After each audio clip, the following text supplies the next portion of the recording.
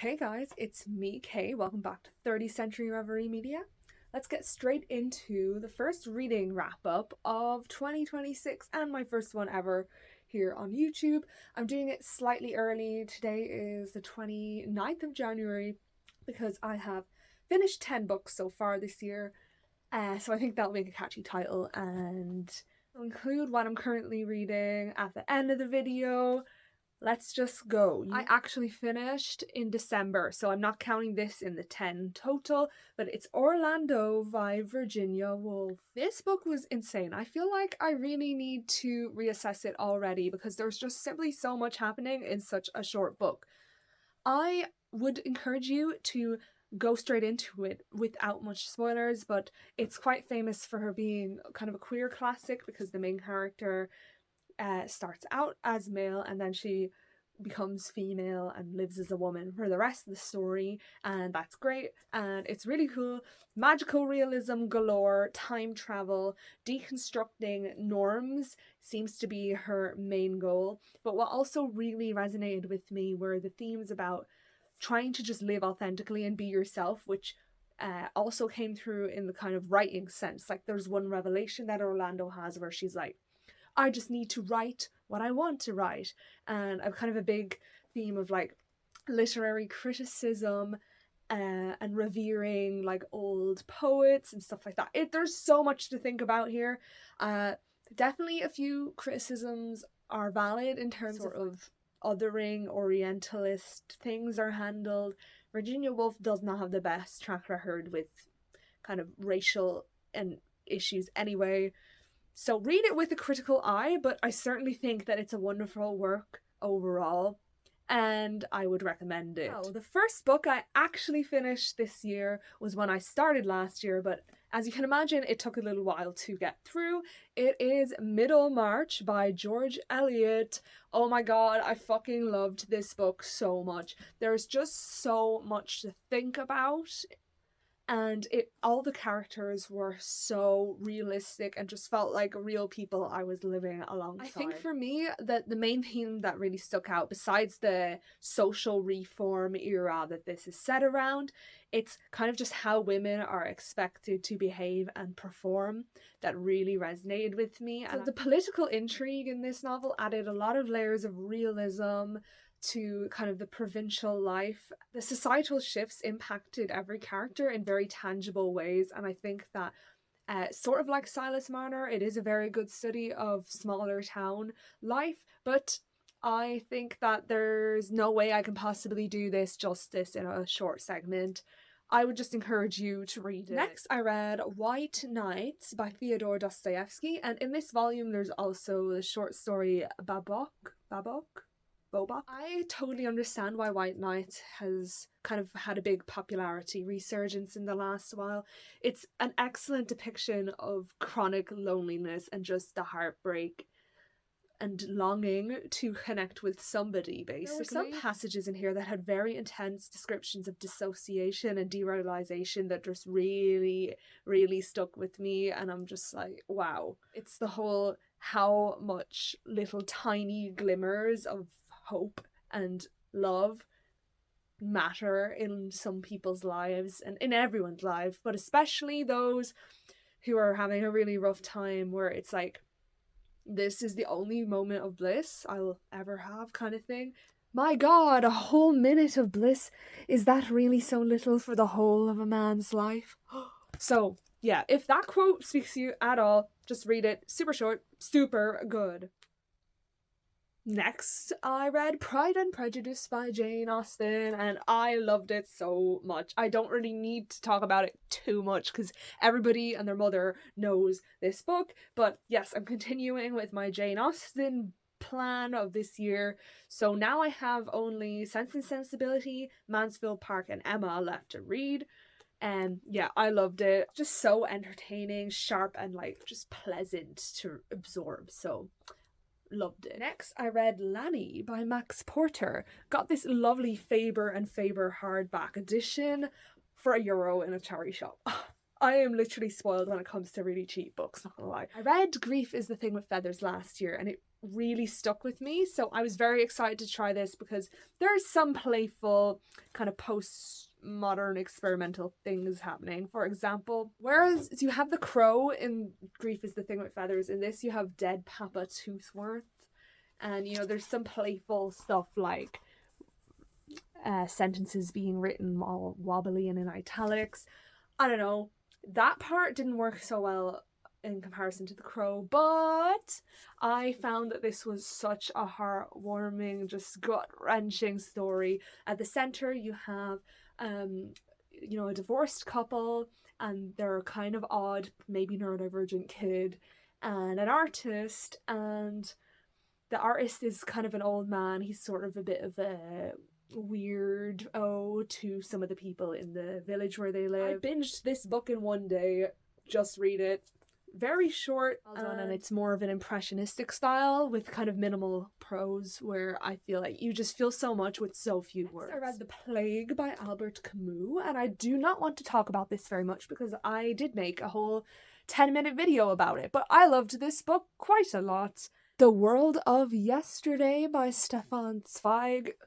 Now, this is basically an autobiographical book of a very, very famous Austrian writer, and I think it was possibly my favourite book of the year so far. We're interested in the fin de siècle, probably said that wrong, turn of the century philosophy and thought, and postmodernism, please read this book, because Stefan Zweig rubbed shoulders with so many famous people from Vienna, Europe, from that time, and he's honestly just had so many experiences. He wrote the lyrics for an opera that Richard Strauss composed, and then Hitler was going to ban it because he was of Jewish descent. He wrote a letter to Mussolini at one point and managed to get this lady's husband pardoned from execution or something. Because he was so obsessed with kind of biographies and autographs and manuscripts, he actually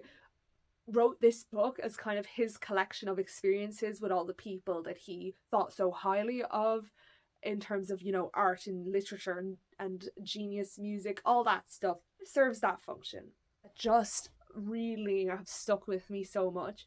Like, he met a lady who was alive at the same time as Goethe. He had an experience at Tolstoy's unmarked grave at one point, and it was like his granddaughter that brought him there.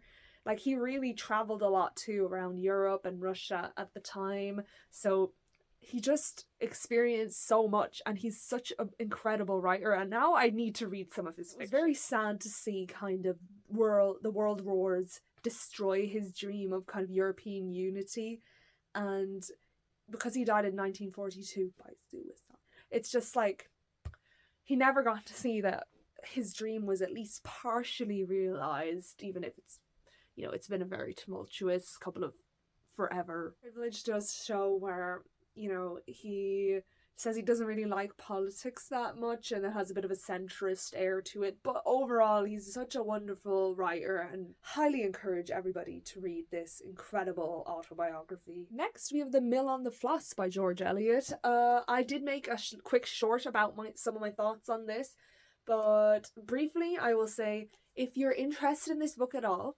avoid blurbs, avoid summaries, because all of the ones that I read kind of spoiled the whole book. So yeah, but if you are interested in some more thoughts on that, I would check out my quick 1-minute short video about it.